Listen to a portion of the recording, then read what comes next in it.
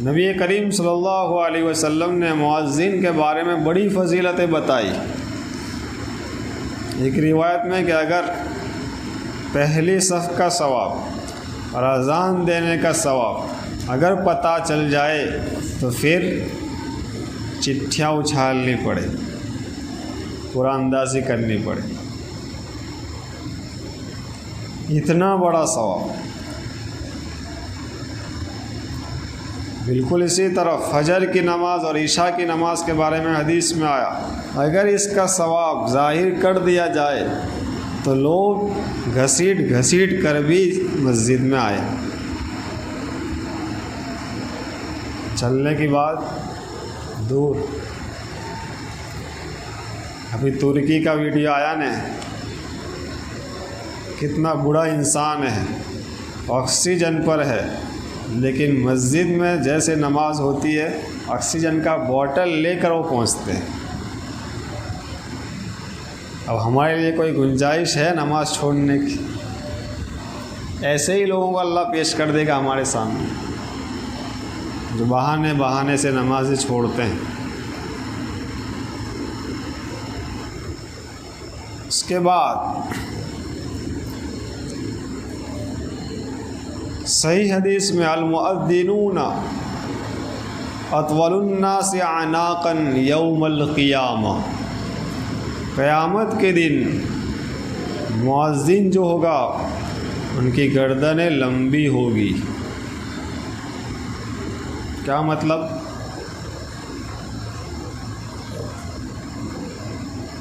मुहद्दिसीन ने इसके मुख्तलिफ मतलब बयान किए हैं कि मुअज्जिन हश्र के मैदान में सबसे अलग नज़र आएंगे, पहचान लेगा कोई भी कि ये मुअज्जिन है, ऐसी शान होगी।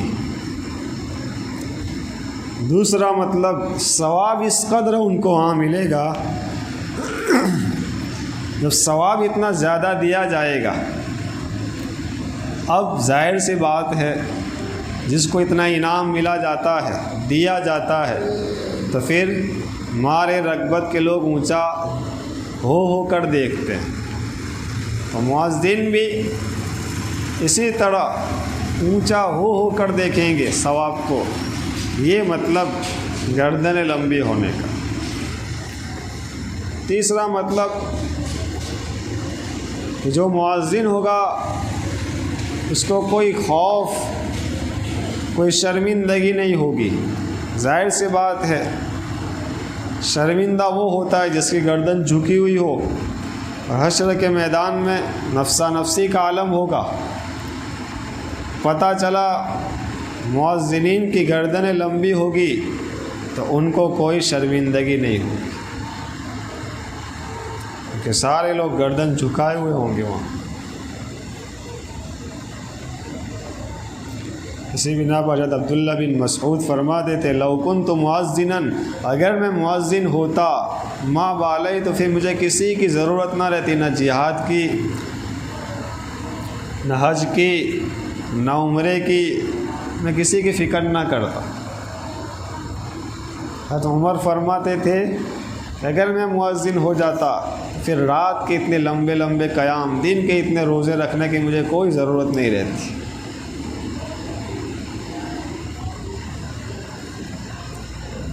इतना बड़ा सवाब मुअज्जिन का। जो मुअज्जिन होगा उसकी मग़फ़िरत कर दी जाएगी। एक हदीस में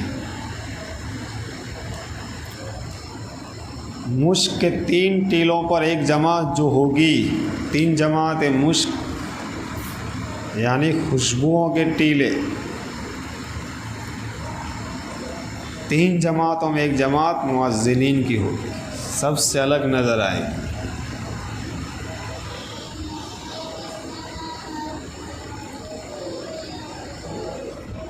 तो ये गर्दनें लंबी होने का मतलब।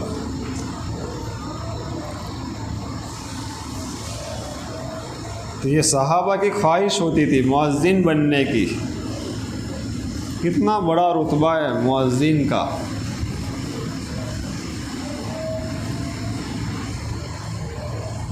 ज़रा अंदाज़ा लगाओ,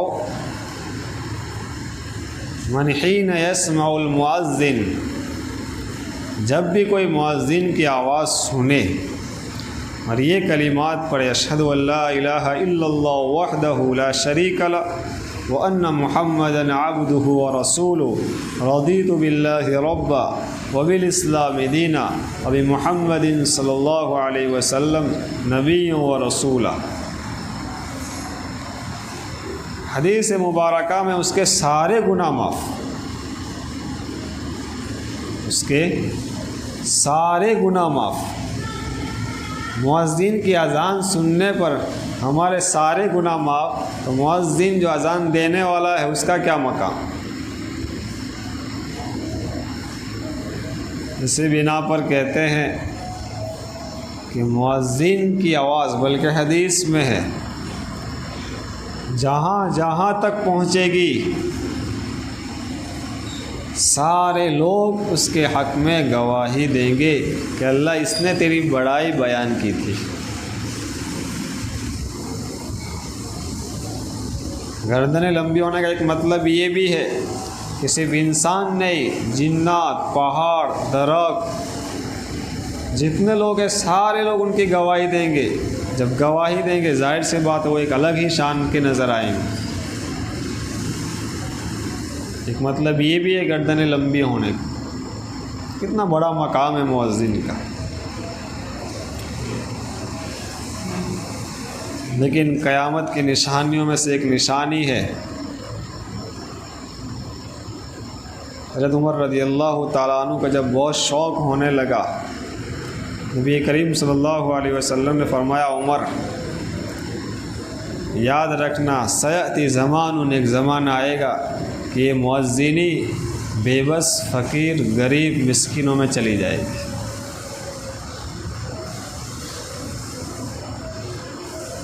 आप देख रहे हैं ना, मुअज्जिन को लोग हकीर समझ रहे हैं, ज़लील समझ रहे हैं। जो कमज़ोर हो उसको मुअज्जिन में ला दो, 2-3 हज़ार में मुअज्जिन को पकड़ लाओ। ये क़यामत की निशानियों में से। लिहाजा मुअज्जिन को हकारत की निगाह से मत देखो। बड़ा मकाम है अल्लाह तबारक व तआला के नज़दीक। हश्र के मैदान में पता चलेगा।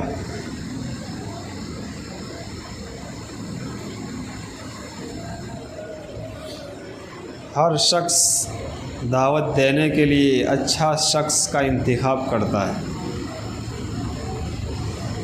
जितना ऊंचा इंसान, जितना बड़े मर्तबे का होता है, बिल्कुल उसके पास दावत देने वाले को भी ऐसे ही लिहाज, ऐसे ही मर्तबे का इंसान चुना जाता।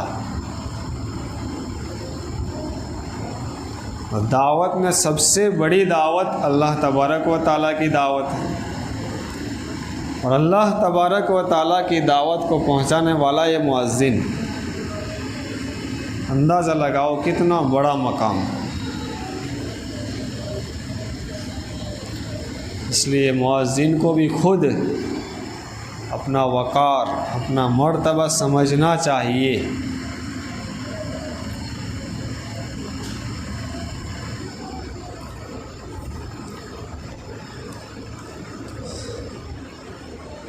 अज़ान हमेशा बावजू दी जाए। अगर स्पीकर हो तो ठीक,